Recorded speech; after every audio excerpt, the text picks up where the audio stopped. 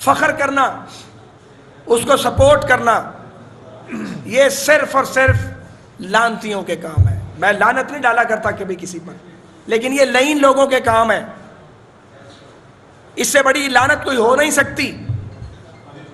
اور جس کو نبی اکرم صلی اللہ علیہ وآلہ وسلم کی، آقا دو جہاں کی، ان کے مقام اور مرتبے کا پتہ نہیں ہے، اس جاہل کے بارے میں، اس ابو جہل کے بارے میں ہم کیا کہہ سکتے ہیں؟ اور عمران خان اس دور کا ابو جہل بن چکا ہے۔ شیطانی سوچ کا یہ شخص ہے، اس نے اپنے شتونگڑے تیار کیے ہیں۔ یہ وہ لوگ ہیں جن کے بارے میں کہا گیا کہ ان پہ شیاطین اترتے ہیں۔ اتنا بڑا بہروپیہ، دنیا کا ہر گند اس آدمی نے کیا ہے۔ اس نے ہمیں مجبور کر دیا بولنے کے لیے، ہم نے تو کبھی یہ الفاظ استعمال نہیں کیے تھے۔ ایک غلیظ آدمی جو ہر مکروہ دھندے میں ملوث رہا ہے، عمر کا یہ حصہ آ گیا، بعض نہیں یہ شخص آیا، یہ لوگوں کی بےزتیاں کرواتا ہے، تذلیل کرواتا ہے، اور بات بڑھتے بڑھتے کہاں تک جا پہنچی؟ یہ وہی لوگ ہیں جنہوں نے پارلیمنٹ کی توہین کی، پارلیمنٹ کے جنڈے توڑ کے اندر قبضہ کر لیا، پی ٹی وی پر حملہ کیا، ایوان وزیر اعظم پر حملہ کیا۔ ان کو پیمپر کرتے گئے لوگ، اور ان لوگوں کو جنہیں سزا ملنی چاہیے تھی ریاستی عمارات پر اور پارلیمان پر حملہ کرنے کی، انہیں لا کے اقتدار سنگھاسن پہ بٹھا دیا گیا۔ جب سے یہ مافیا اقتدار میں آیا ہے، تب سے انہوں نے لوگوں کا جینا حرام کیا ہے۔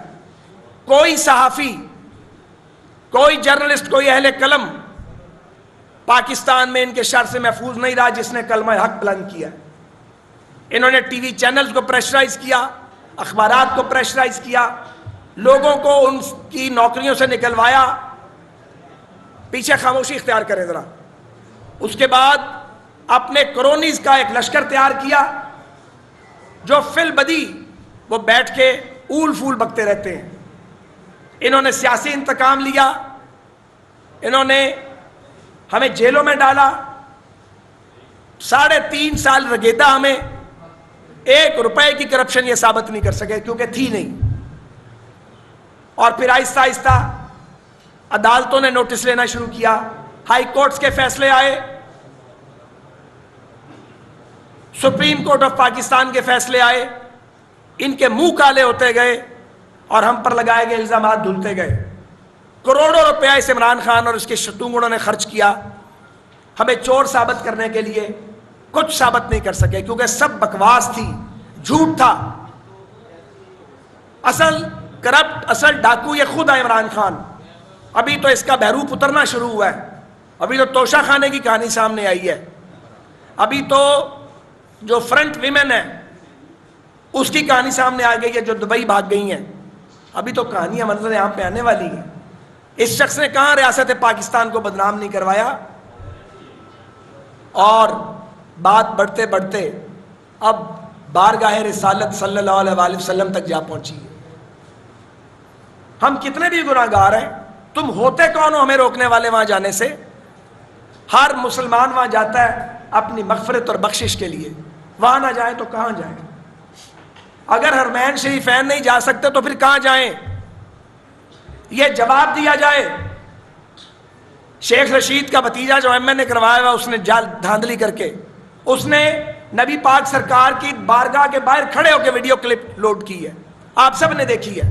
فخری انداز میں وہ کہہ رہا ہے کہ ہم نے ان کو بھگا دیا ہے اور اب یہ تراویحوں پہ بھی نہیں آ سکتے اور یہاں پہ آ کے یہ عبادات نہیں کر سکتے۔ تم ہو کون؟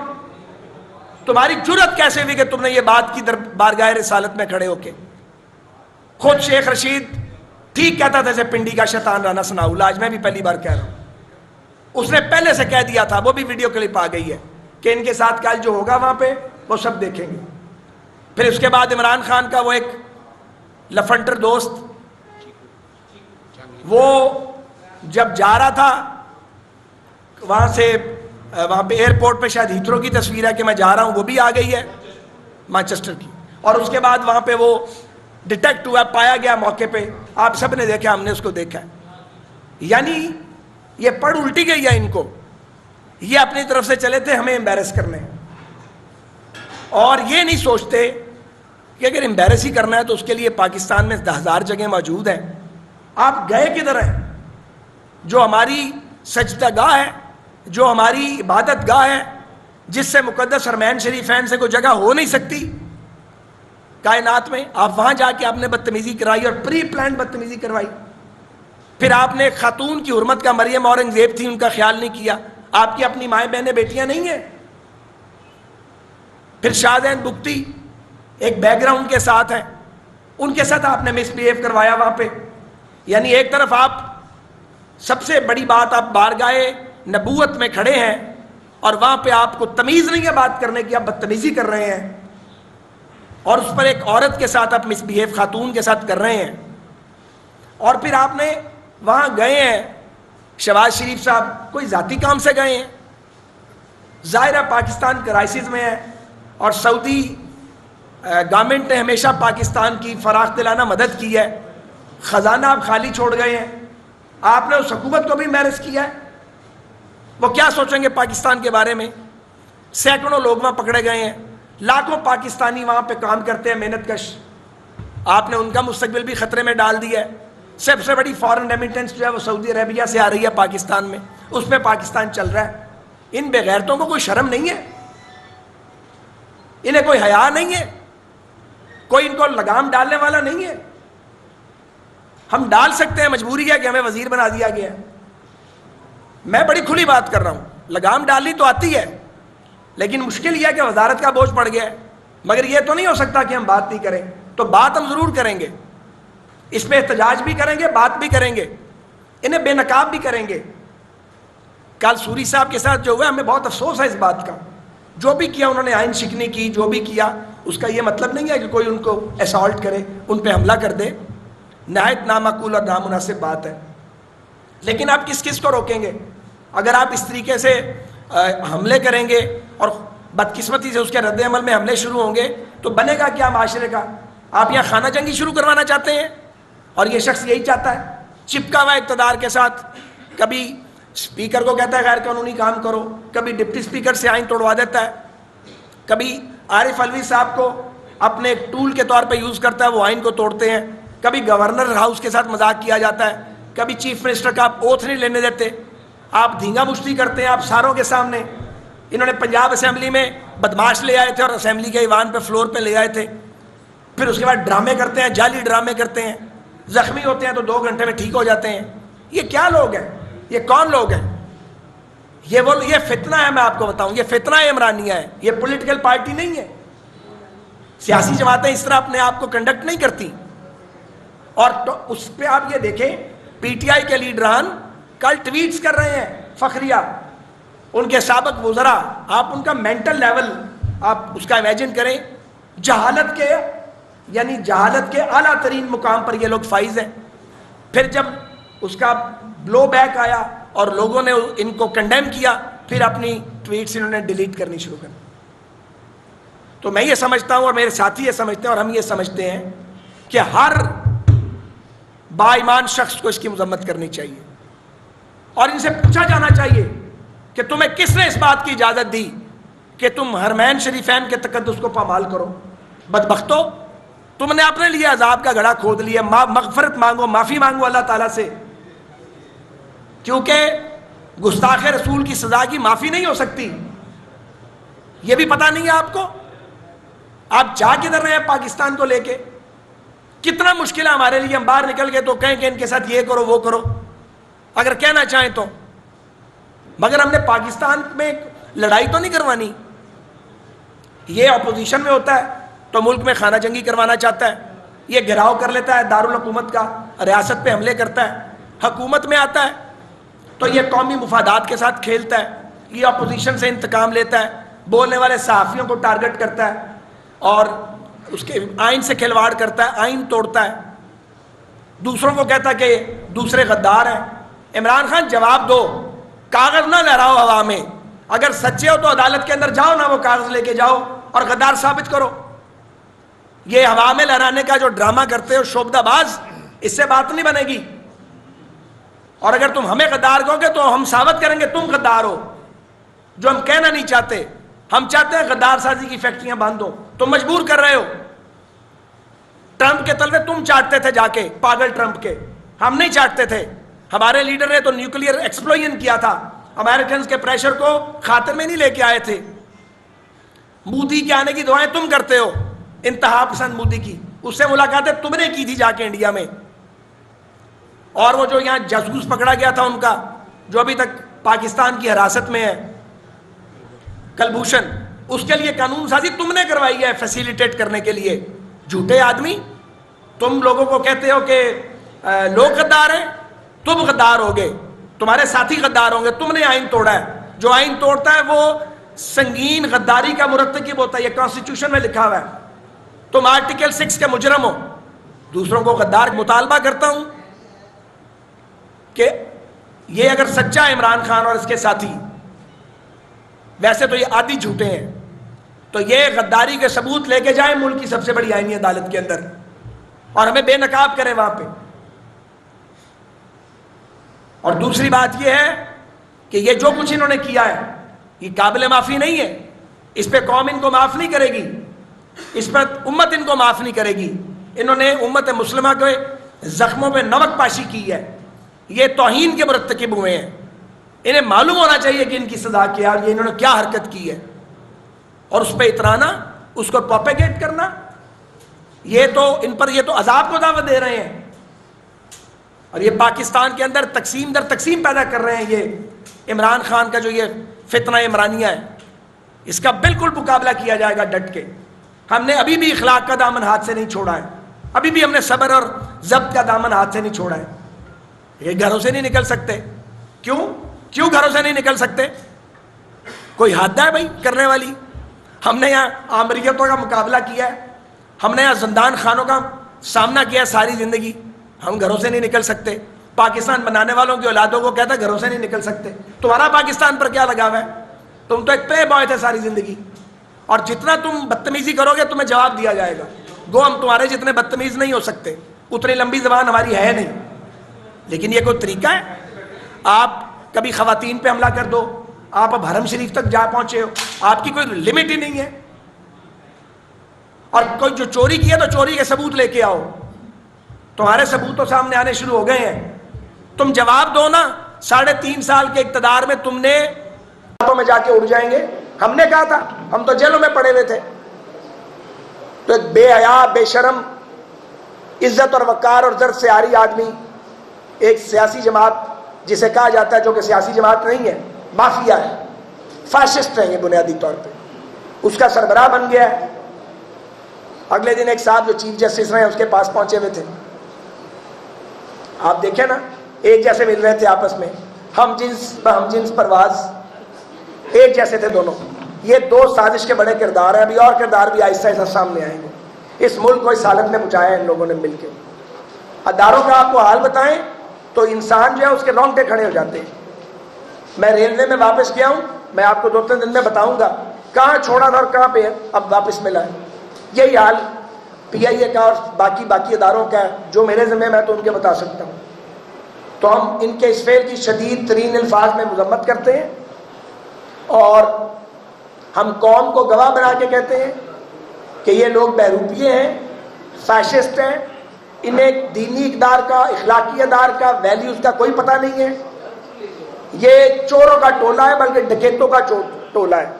یہ آئین شکن ہے, یہ قانون توڑتے ہیں, یہ ججز کو گالیاں نکالتے ہیں, یہ عدالتوں کو پریشر میں لانے کی کوشش کرتے ہیں, یہ الیکشن کمیشن کو ٹارگٹ کر رہے ہیں, اپنے لگائے ہوئے چیف الیکشن کمیشن کو, کیونکہ وہ یہ مین آف انٹیگریٹی. یہ افواج پاکستان کے بارے میں لوز ٹاک کرتے ہیں, سوشل میڈیا پہ ابیوز کرتے ہیں. انہیں وہ جج چاہیے جو ان کے ساتھ رہیں, انہیں وہ فوج چاہیے جو کسی ایک سیاسی جماعت کے ساتھ کھڑی ہو. انہیں قومی فوج کی شاید ضرورت نہیں ہے. اگر پاکستان کی افواج غیر جانبدار ہیں انہیں تکلیف شروع ہو جاتی ہے. اگر عدالتیں رات کو کھلتی ہیں کہ وہ آئین کا تحفظ کرنا چاہتی ہیں, آئین کے ساتھ کھلواڑ کیا جا رہا ہے, انہیں تکلیف شروع ہو جاتی ہے. یہ ان کا پاکستان ان کی جاگیر ہے, عمران خان کی, اس کی جاگیر نہیں ہے یہ. اور یہ اس کی غلط فہمی ہے کہ اس کا نیریٹو جو ہے یہ بک رہا ہے اور یہ چل رہا ہے. ایسی بات نہیں ہے. لوگ اس کے بہکاوے میں نہیں آئیں گے. یہ پاکستان کا خزانہ خالی کر کے چھوڑ گیا ہے، لوگوں کو بھوکوں مارا اس شخص نے، اور یہ کہتا بھکاری، بھکاری تو تم ہو، تم پیدائشی بھکاری ہو، تم نے اتنا قرضہ لے لیا جتنا 73 سال میں نہیں لیا گیا۔ وہ قرضہ کدھر گیا ہے اس کا بھی حساب ہوگا، توشہ خانے کا بھی حساب ہوگا۔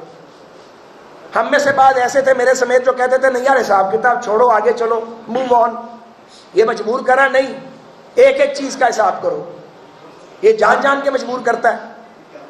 اب یہ چاہتا نظام نہ چلے، اگر میں نہیں ہوں، اگر عمران خان نہیں ہے تو پھر جمہوریت ڈیریل ہو جائے، اور اگر عمران خان ہے تو سب ٹھیک ہے۔ اس طرح نہیں چلے گا پاکستان، تمہاری مرضی سے نہیں چلے گا، پاکستان کے 22 کروڑ لوگوں کی منشا سے چلے گا انشاءاللہ۔ اوور ٹو ایاز صادق صاحب۔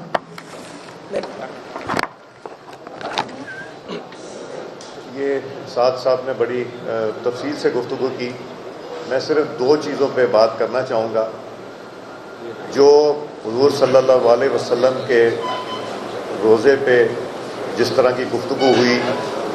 میں علماء اکرام سے کہوں گا، میں ہر پاکستان کی مسجد کے امام سے کہوں گا، ہر دیندار مسلمان سے یہ کہوں گا کہ اس کے اوپر اپنی آواز بلند کریں، اور آواز بلند کر کے یہ بتائیں کہ یہ صحیح ہوا یا غلط ہوا۔ ہماری نظر میں غلط ہے، مگر جب ہر مسجد میں امام مسجد یہ کہیں گے کہ یہ ایک ایسا کام ہوا، یہ تو ریاست مدینہ کی بات کرتے ہیں، ہم تو سوچ بھی نہیں سکتے، ہم تو حضور صلی اللہ علیہ وسلم کی جگ تک چلے گئے صرف اپنی ذات کی خاطر۔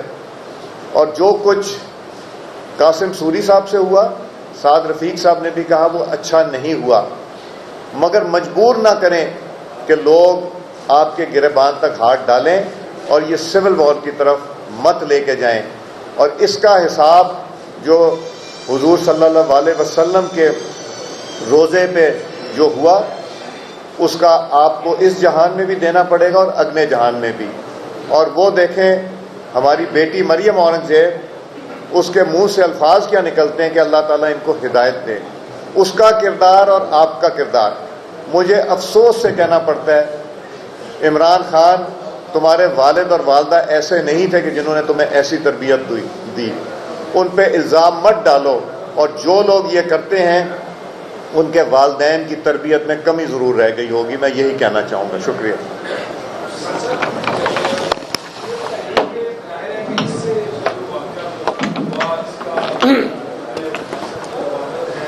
یہ پیچھے کچھ لوگ بول رہے ہیں، ذرا خاموشی اختیار فرمائیں مہربانی کر کے، تاکہ صحافی جو ہے وہ بات کر سکیں۔ جی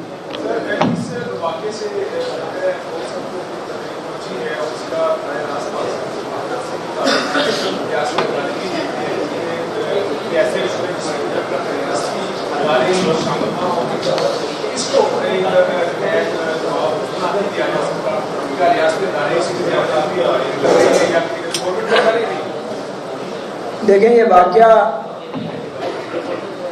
مملکت سعودی عربیہ میں ہوا ہے، وہاں کے قوانین کے بارے میں سب کو پتہ، بڑے سخت قوانین ہیں، اور وہاں پہ کروڑوں مسلمان جو مکہ مکرمہ اور مدینہ منورہ میں آتے ہیں، مدینہ منورہ میں نبی پاک سرکار کے مہمان ہوتے ہیں، کعبۃ اللہ میں اللہ کریم کے مہمان ہوتے ہیں، وہ ان مہمانوں کی دیکھ بھال کرتے ہیں، ان کی خدمت کرتے ہیں۔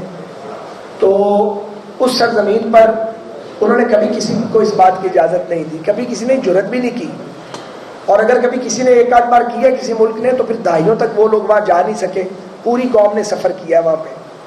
تو یہ ایک عجیب امبیرسنگ سچویشن میں عمران خان کی یہ جو ابو جہل والی سوچ ہے، یا پتہ نہیں بال ٹھاکرے والی سوچ ہے، یہ کیا آدمی ہے، کس قسم کا آدمی ہے، یہ آوارہ گرد ہے ذہنی طور پہ، اس کی سوچ نے لوگوں کو ڈسٹرب کیا ہے۔ یہ پری پلان تھا، یہ اس لیے پری پلان تھا کہ شیخ رشید صاحب کو ٹیلی گرام آ گئی تھی، ان کو کیسے پتہ لگا تھا کہ وہاں کو واقعہ ہوگا؟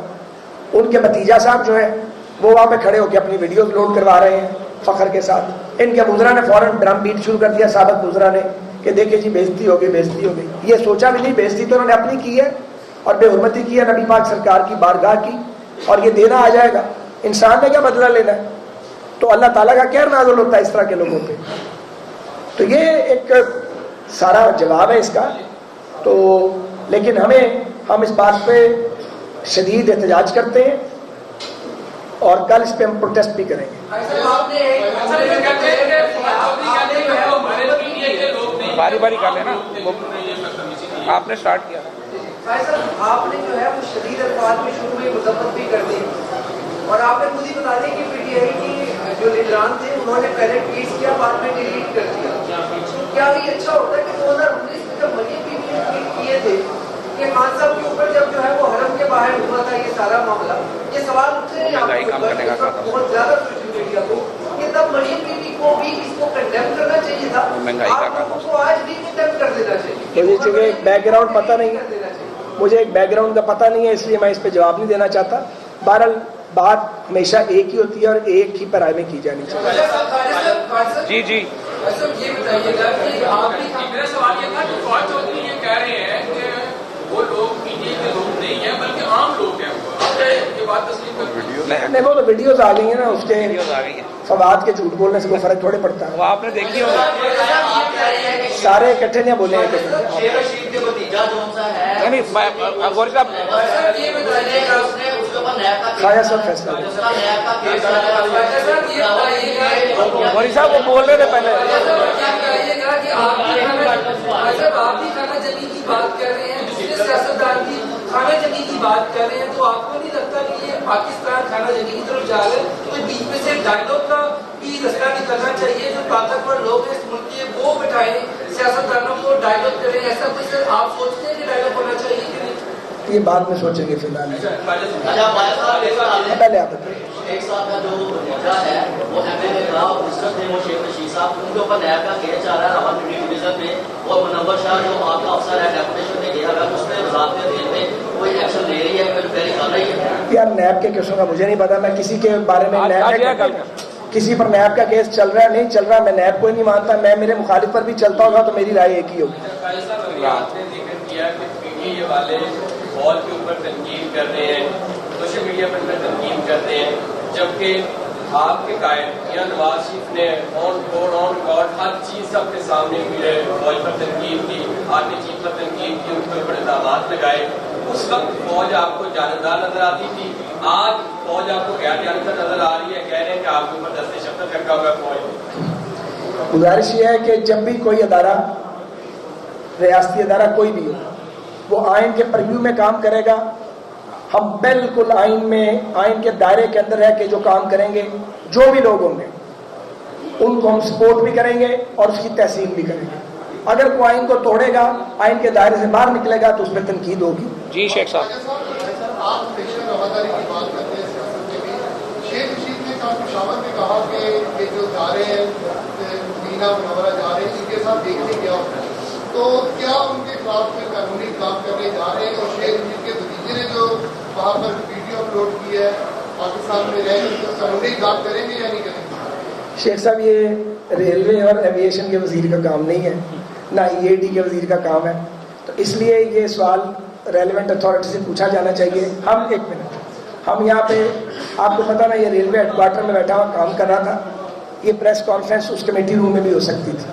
شیخ رشید صاحب اللہ بخشے وہی کیا کرتے تھے, تو ہم نے وہاں پہ سیاسی بات اس طریقے سے نہیں کی, کیونکہ سراسر سیاسی بات تھی. ہم اس کے لیے پریس کلب میں آ گئے, تو ہم اپنی بھائی مجھے بات تو پوری کرنا, ہم اپنی سیاسی حیثیت میں, ہم اس شہر کے نمائندے بیٹھے ہوئے ہیں تینوں آپ کے پاس, الحمدللہ بار بار الیکٹ ہوئے ہیں, ہم اس حیثیت میں بات کر رہے ہیں, اپنی وزارتی حیثیت میں بات نہیں کر رہے. اور ہماری وزارتی ذمہ داریاں بھی اور طرح کی ہیں, جن کا یہ ذمہ داری ہے وہ اس پہ غور کر رہے ہوں گے. محسن پہلے محسن صاحب, پھر آپ کے, پہلے محسن صاحب, کے بعد آپ. خواجہ صاحب, جب دھرنا چل رہا تھا عمران خان کا, تو تب بھی آپ سمجھاتے تھے کہ ملک کو انارکی کی جانب نہ دیکھا جائے, تب بھی وہ اپوزیشن میں تھے, اب بھی اپوزیشن میں ہے, اور آج پہلی بار آپ نے ابو جہل بھی انہیں قرار دیا ہے. تو یہ بتائیں کہ پچھلی طرح کی طرح معاف کر دیا جائے گا, یا اب جو ہے قانون ان کے لیے برابر ہوگا جو ملک میں انارکی پھیلائے گا؟ اور آپ بہت ساری باتوں آپ تسلیم کر رہے ہیں, جس طرح رانا ثناء اللہ کہتے رہے ہیں, تو اب کبینہ اگر کوئی اجلاس ہوتا ہے تو آپ کی رائے رانا ثناء اللہ جیسی ہوگی کہ نہیں, اب سب کو قانون کے دائرے میں لانا چاہیے؟ یہ وقت فیصلہ کرائیں گے. ملک صاحب, یہ بتا دیں پنجاب کے اندر جو حملہ شباب کا جو حلف ہے اس کے حوالے سے صدر اور گورنر جو ہے اپنی آئینی ذمہ داری پوری نہیں کر رہے. تو سوا سال کے اندر کہ صدر آپ کو کافی کم ٹائم دیں گے, کیا لگتا ہے؟ دیکھتے ہیں, ابھی اس کے اوپر بات چیت شروع نہیں ہوئی. ملک شوکت صاحب, میں یہ جاننا چاہوں گا کہ آپ سارے رہتے ہیں ہیڈ کوارٹر سے, کیا صورتحال ہے جو آپ کے پیشوں سے یہ بات میں بات کریں گے. آج کا دن جو ہے وہ صرف ایک موضوع ہے. ملک صاحب لاسٹ سوال.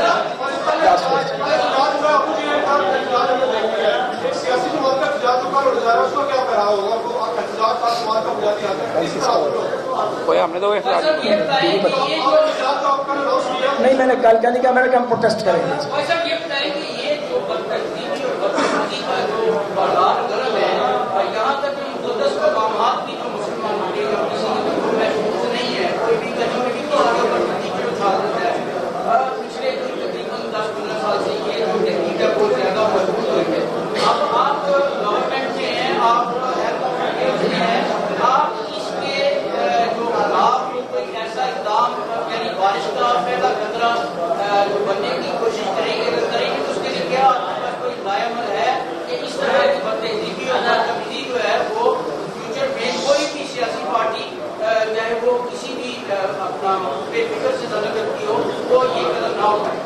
بنیادی طور پہ جو لوگ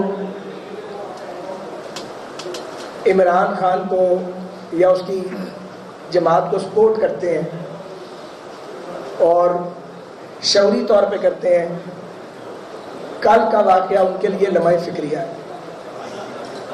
اس لیے کہ جسے دربار نبوت صلی اللہ علیہ وآلہ وسلم کے آداب کا پتہ نہیں ہے جس گروہ کو, اور پری پلانڈ ایک موو کی گئی ہے جس کے ثبوت خود ہی وہ دے چکے ہیں, اس آدمی کی حمایت پہ نظر ثانی کرنی چاہیے, ریویو کرنا چاہیے اپنی سوچ کو. اصل میں عمران خان اور اس کے فتنے کی سزا یہ ہے کہ یہ آنے والے انتخابات جب بھی ہوں ان میں انہیں شکست فاش ہو. انہیں پتہ لگے کہ پاکستانی قوم کے لیے مورل ویلیوز کتنی اہم ہے, ریلیجیس ویلیوز کتنی امپورٹنٹ ہے, اور ٹالرنس جو ہے وہ کتنی زیادہ ہونی چاہیے. ہم نے بہت کوشش کی ہے. یہ ناقابل اصلاح آدمی لگتا ہے کیونکہ یہ 3.5 پونے 4 سال وزیر اعظم رہا ہے. اس نے کسی آدمی کو سلام نہیں کیا اپوزیشن میں, کبھی آپ نے اسے کسی سے ہاتھ ملاتے نہیں دیکھا. یہ کون ہوتا ہے فیصلے کرنے والا, ججمنٹ دینے والا کہ فلاں چور ہے, فلاں غدار ہے, فلاں کا ایمان ٹھیک نہیں ہے؟ نہ یہ مفتی ہے, نہ یہ کوٹ ہے, اور یہ ایک سیاستدان نما ایک آدمی ضرور ہے, سیاستدان بھی نہیں ہے. سیاستدان اس طرح سے نہیں ہوتے. اور کبھی یہ کوئی ثبوت لے کے نہیں جاتا کورٹ میں. دیکھیے نا, اسے چاہیے کہ اگر یہ کہتا ہے کہ سازش ہوئی ہے اور یہ کہتا ہے میرے پاس ثبوت ہے, تو پاکستان کی عدالتیں کھلی ہیں, وہاں جائے اور ہمیں ایکسپوز کر دے. یہ کبھی نہیں کرے گا کیونکہ اس کے پاس کچھ نہیں ہے. یہ ایک جعلی کاغذ لہرا رہا ہے, اور وہ قومی سلامتی کی کمیٹی سے بھی موقف سامنے آ چکا ہے, سیکورٹی اسٹیبلشمنٹ بھی بتا چکی ہے. سازش کرنے کی ضرورت کیا تھی؟ سازش تو اس نے اپنے خلاف خود کی. جب لوگ بھوکے مر رہے ہوں گے, مہنگائی آسمان سے باتیں کرے گی, ادارے جو ہیں قومی ادارے وہ ڈس آرڈر کا شکار ہو جائیں گے, فائنینشیل ڈسپلن نہیں رہے گا, ملک دیوالیہ ہونے کی سٹیج پہ آ جائے گا, انتقام اپنے عروج پہ ہوگا. تو جو اس کے ساتھی ہیں اس کو چھوڑ گئے, 20 MLAs نے چھوڑا, اس کے اتحادیوں نے چھوڑا, اور آئین میں دیے ہوئے پروسیجر کے مطابق اسے فارغ کیا گیا. اب یہ ان کی باقیات موجود ہیں. وہ جو باقیات ہیں وہ ایوان صدر میں بھی ہیں, وہ گورنر ہاؤس میں بھی قبضہ کیا ہوا ہے, انلیگل قبضہ ہے. ایک آدمی گورنر ہاؤس میں قبضہ کر کے بیٹھا ہوا ہے, کتنے منٹ لگتے ہیں اسے گورنر ہاؤس سے نکالتے ہوئے, لیکن ہم نے ایسا کوئی کام نہیں کیا. ایک آدمی چیف منسٹر بن کے بیٹھا ہوا ہے, وہ فارغ ہو چکا ہے, خود استعفیٰ دے چکا ہے, استعفیٰ دینے کے باوجود بیٹھا ہوا ہے. ایک آدمی گورنر ہے, اسے ڈسمس کیا جا چکا ہے, وہ گورنر ہاؤس سے نکل رہا. آپ ان ایوانوں سے جنوبی حد تک ان کے عشق کا عالم دیکھیں, یہ رہ نہیں سکتے ان کے بغیر. ہم تو جیلیں بھی کاٹ آئے ہیں, ہم نے سڑکیں بھی ناپی ہیں, اور پھر آگے بیٹھ گئے ہیں. سارے الزامات لیے ہم نے, ان کے جو جھوٹے الزامات تھے, ساری بکبک تھی, کچھ بھی نہیں تھا اس میں سچ. تو یہ تاریخ میں پہلی بار نہیں ہوا. ایسے شعبدہ باز کردار قوموں کی زندگی میں آتے ہیں. ہٹلر بھی آیا تھا, اس نے بھی جرمن قوم کو ایک بار پاگل کر کے چکرا کے رکھ دیا تھا, اور جب گیا تھا تو ہر چیز تباہ کر دی تھی, رات بچی تھی, ایشز بچی تھی. باقی شکر کریں ان PTI کے جو ریبیلینز تھے, انہوں نے عزم بغاوت بلند کیا اور اتحادیوں کو ٹائم پہ اندازہ ہو گیا کہ یہ غلطی ہو رہی ہے، پاکستان تباہی سے بچ گیا، یہ مکمل تباہی کر جاتا. اب اس کو تکلیف ہو رہی ہے، وہ تو 12 سال کا منصوبہ بنا کے آیا تھا اپنے سہولت کا